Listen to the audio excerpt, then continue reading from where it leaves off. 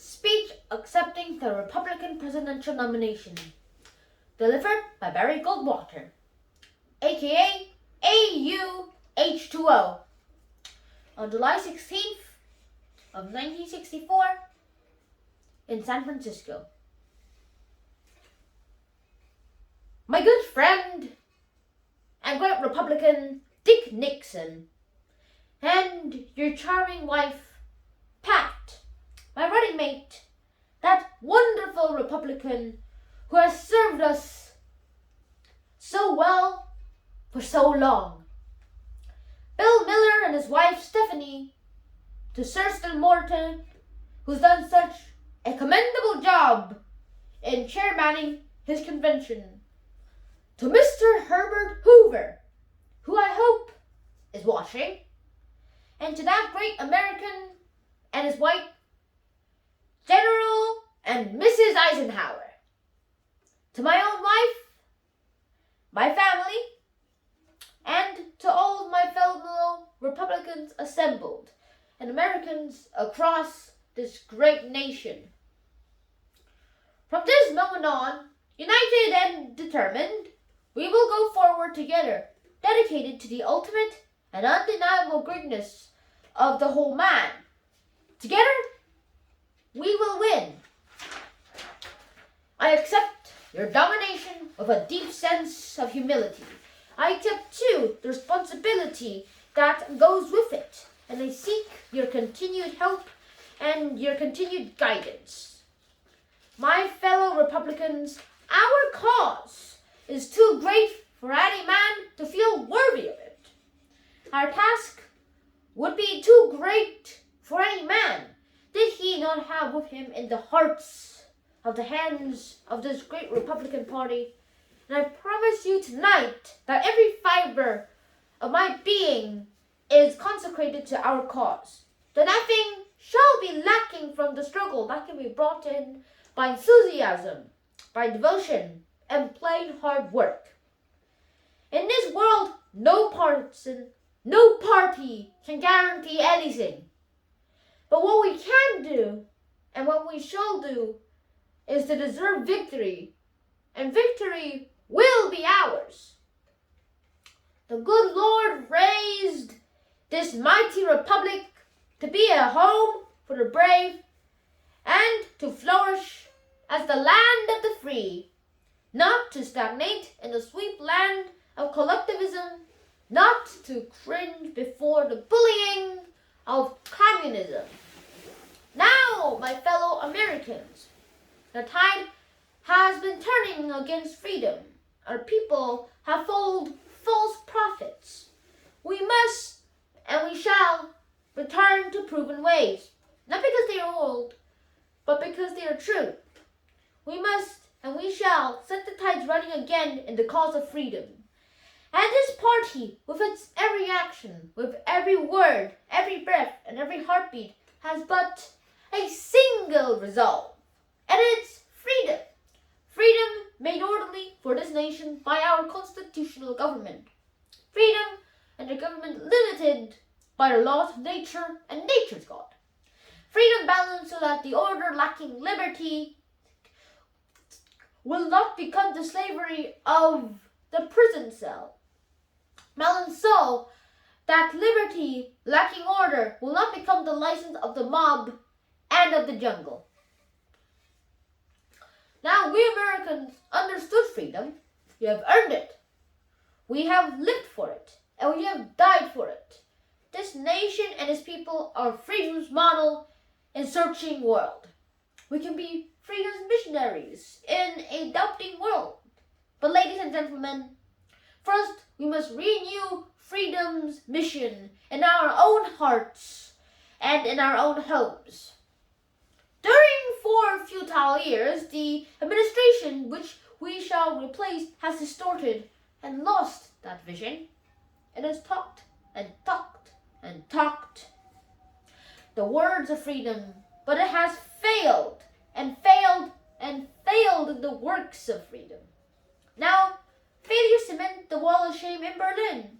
Failure blot the stands of shame at the Bay of Pigs. Failure marked the slow death of freedom in Laos. Failure infests the jungles of Vietnam, and failure haunt the houses of our great alliances and undermine the greatest bulwark ever erected by free nations, the NATO community.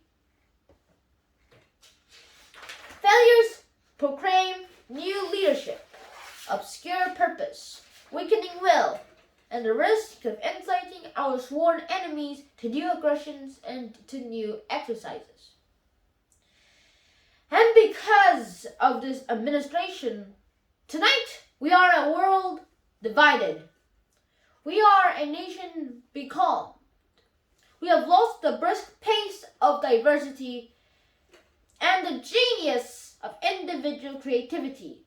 We are plodding along a brisk pace of diversity and genius of individual creativity. We are plodding along at a pace set by centralized planning, red tape, rules without responsibility, and regimentation without recourse. Rather than useful jobs in our own country, our people have ordered bureaucratic make work rather than moral leadership. They have been given bread and circuses. They have been given spectacles. And yes, they even began scandals.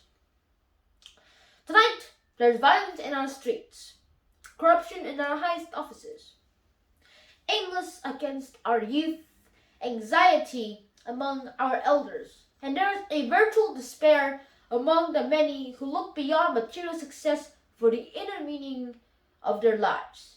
And where examples of morality should be set, the opposite is seen.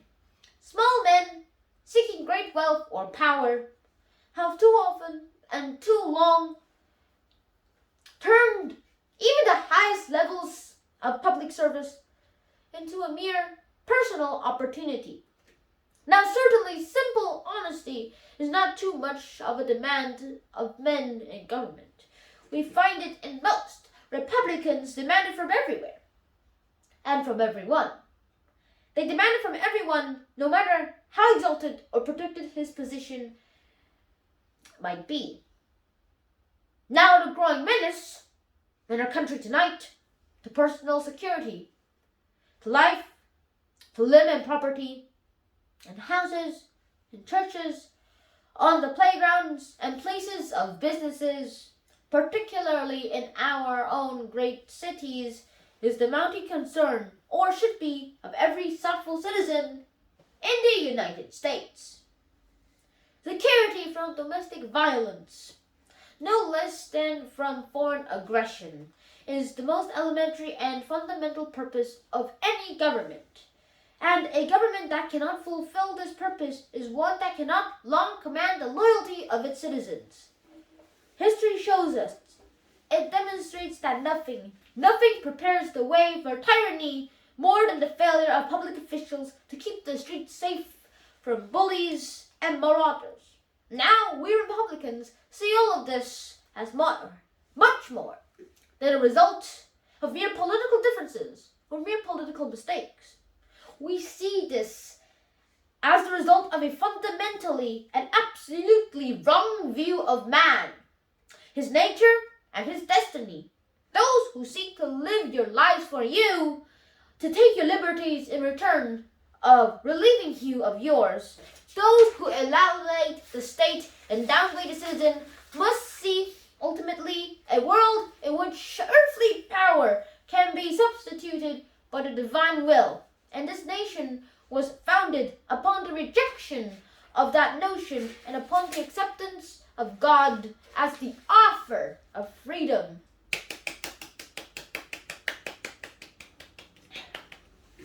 Now, those who seek absolute freedom and absolute power, even though they seek to do what they regard as good, are simply demanding the right to enforce their own version of heaven on earth. And let me remind you, they are the ones who always create the most hellish tyrannies. Absolute power does corrupt, and those who seek it must be suspect and must be opposed. Their mistaken course stems from false notions, ladies and gentlemen, of equality. Equality. Equality, rightly understood as our founding fathers understood it, leads to liberty and emancipation of creative differences. Wrongly understood, as it has been so tragically in our times, it leads first to conformity, then to disposition. Fellow Republicans, it is the cause of republicanism to resist concentrations of power, private or public, which enforce such conformity and inflict such disposition. It is the cause of the republicanism to ensure that power remains in the hands of the people. And, so help us God, that is exactly what a Republican president will do with the help of a Republican Congress. It is further the cause of republicanism to restore a clear understanding of the tyranny of man over man in the world at large. It is our cause to dispel the foggy thinking which avoids hard decisions in the delusion that a world of conflict will somehow mysteriously resolve itself from a world of harmony if we just don't rock the boat or irritate the forces of aggression. And this is hogwash. It is further the cause of republicanism to remind ourselves and the world that only the strong can remain free, that only the strong can keep the peace. Now, it needn't remind you, or my fellow Americans, regardless of party, that Republicans have shouldered this hard responsibility and marched in this cause before. It was Republican leadership under Dwight Eisenhower that kept the peace and passed along to this administration the mightiest arsenal for defense the world has ever known. And I needn't remind you that it was the strength and the unbelievable of all of Eisenhower years that kept the peace by using our strength, by using it in the Formosa Straits and in Lebanon, and by showing it courageously at all that times. It was during those Republican years that the thrust of communist imperialism was blunted. It was during those years of Republican leadership that this world moved closer, not to war, but closer to peace than at any other time in the last 3 decades. And I needn't remind you, but I will, that it's been during democratic years that our strength to deter war has stood still and even gone into a planned decline. It has been during these democratic years that we have weakly stumbled into conflict, timidly refusing to draw our own lines against aggression, decidedly refusing to tell even our own people of our own full participation, and tragically letting our fittest men die on battlefields, unmarked by purpose, unmarked by pride or the prospect of victory. Yesterday, it was Korea. Tonight, it is Vietnam. Make no bones of this. Don't try to sweep this under the rug. We are at war in Vietnam, and yet the president, who is the commander-in-chief of our forces, refuses to say, mind you, whether or not the objective over there is victory, and the Secretary of Defense continues to mislead and misinform the American people. And enough of that has gone by. And I didn't remind you, but I will. It has been during democratic years that 1 billion persons were cast into communist captivity and their fates cynically sealed. Today, in our beloved country, we have an administration which seems eager to deal with communism in every coin known, from gold to wheat, from consulates to confidences, and even human freedom itself. Now the Republican cause demands that we brand communism as the principal disturber of peace in the world today. Indeed, we should brand it as the only significant disturber of the peace. And we must make clear that until its goals of conquests are absolutely renounced and its relations with all nations tempered, communism and the government it now controls are enemies of every man on earth who or wants to be free. Now we here in America can keep the peace only if we remain vigilant and only if we remain strong. Only if we keep our eyes open and keep our guards up can we prevent war. And I want to make this abundantly clear. I don't intend to let peace or freedom be torn from our grasp because of lack of strength or lack of will.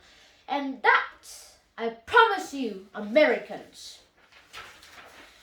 I believe that we must look beyond the defense of freedom today to the extension of tomorrow. I believe that communism will boast and will bury us well.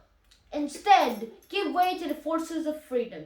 And I can see in a distant and yet recognizable future the outlines of a world worthy of our dedication, of our every risk, our every effort, our every sacrifice along the way.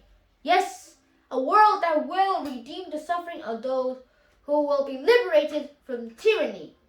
I can see, and I suggest that all thoughtful men must contemplate the flowering of an Atlantic civilization, the whole of Europe reunified and freed, trading openly across its borders, communicating openly across the world.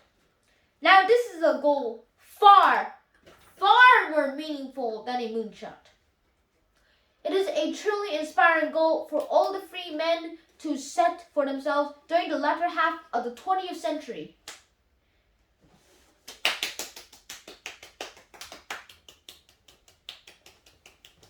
I can also see, and all free men must thrill to, the events of this Atlantic civilization joined by its great ocean highway to the United States.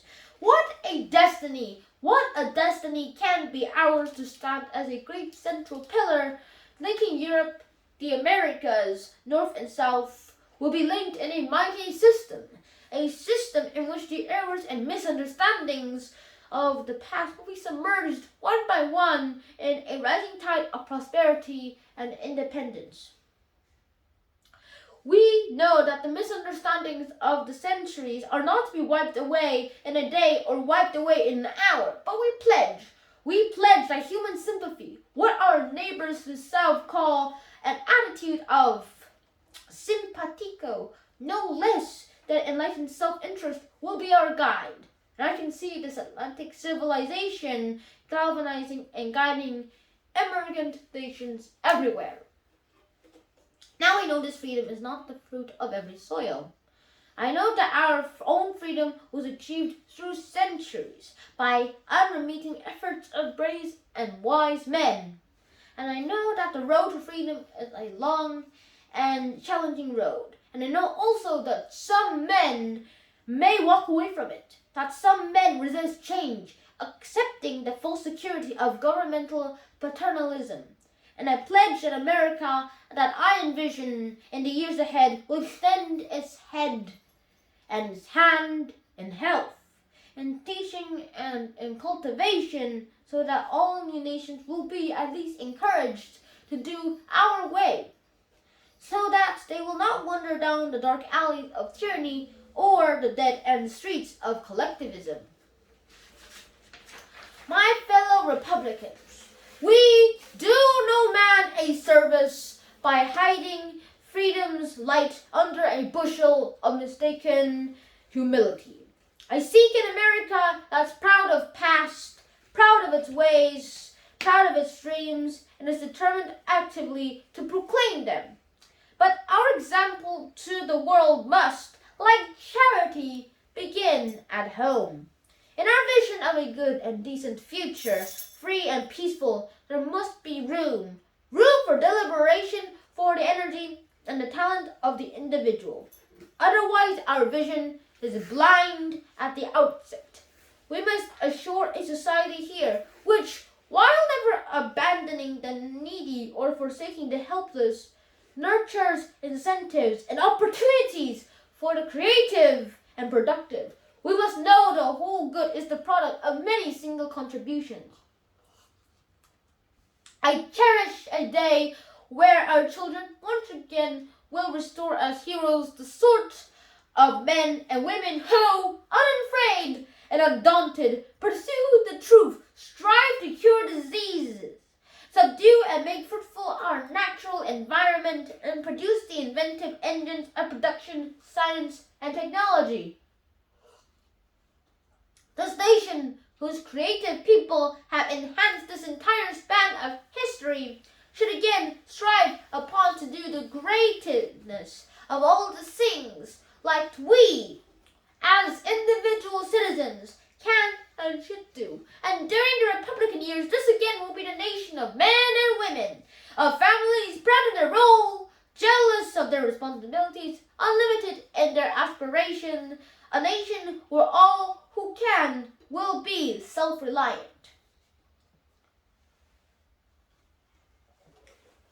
We Republicans see in our constitutional form of government the great framework which assures the orderly but dynamic fulfillment of the whole man.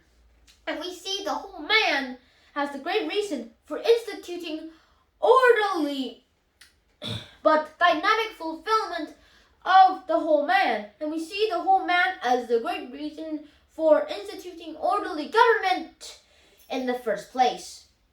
We see in private property and an economy based upon and fostering private property that one way to make government durable, ally of the whole man rather than his determined enemy, we see in the sanctity of private property, the only durable foundation for constitutional government in a free society.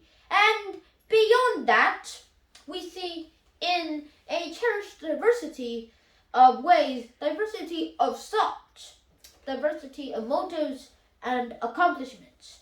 We don't seek to lead anyone's life for him. We only seek to secure his rights, guarantee him opportunity to strive, with government performing only those needed and constitutionally sanctioned tasks which cannot otherwise be performed. We Republicans seek a government that attends to its inherent responsibilities of maintaining a stable monetary and fiscal climate, encouraging a free and a competitive economy, and enforcing law and order. Thus do we seek incentives, diversity, and create a difference within a stable order. For we Republicans define government's role where needed at many levels, preferably so the one closest to the people involved. Our towns and our cities, then our countries, then our states, then our regional compacts, and only then the now national government. That, let me remind you, is the ladder of liberty, built by decentralized power. On it also we must have balancing between the branches of government at every level.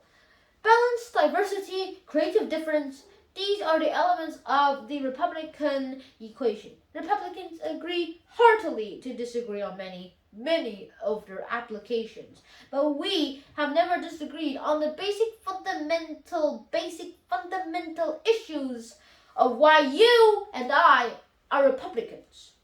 This is a party. The Republican Party is a party for free men, not for blind followers and not for conformists. In fact, in 1858, Abraham Lincoln said this of the Republican Party, and I quote him because he probably could have said it during the last week or so. It was composed of strange, discordant, and even hostile elements. End of the quote. 1858. Yet all of those elements agreed on one paramount objective: to arrest the progress of slavery and place it in the course of ultimate extinction. Today, as then, but more urgently and more broadly than then, the task of preserving and enlarging freedom at home and of safeguarding it from the forces of tyranny abroad is great enough to challenge all our resources and to require all our strength. Anyone who joins us in our sincerity, we welcome. Those who do not care for our cause, we don't expect to enter our ranks in any case. and let our republicanism, so focused and so dedicated, not be made so fuzzy and futile by unthinking and stupid labels. I'll remind you that extremism in the defense of liberty is no vice.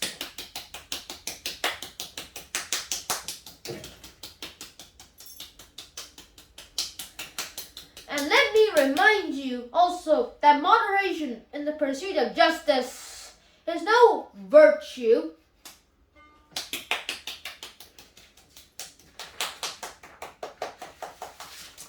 Why, the beauty of the system of these Republicans are pledged to restore and revitalize. The beauty of this federal system of ours in its reconciliation of diversity with unity. We must not see malice in honest differences of opinion, and no matter how great, so long as they are not inconsistent with the pledges we have given to each other in and through our Constitution. Our Republican cause is not level the world or make its people conform in computer-regimented sameness. Our Republican cause in our people and light the way for liberty throughout the world. Ours is a very human cause for a humane goals. This party, it's good people, and its unquenchable devotion to freedom will not fulfill the purposes of this campaign, which we launch here and now, until our cause has won the day, inspired the world, and shown the way to a tomorrow worthy of all of our yesterdays. Yesteryears. I repeat, I accept your nomination with humbleness, with pride, and you and I are going to fight for the goodness of our land. Thank you.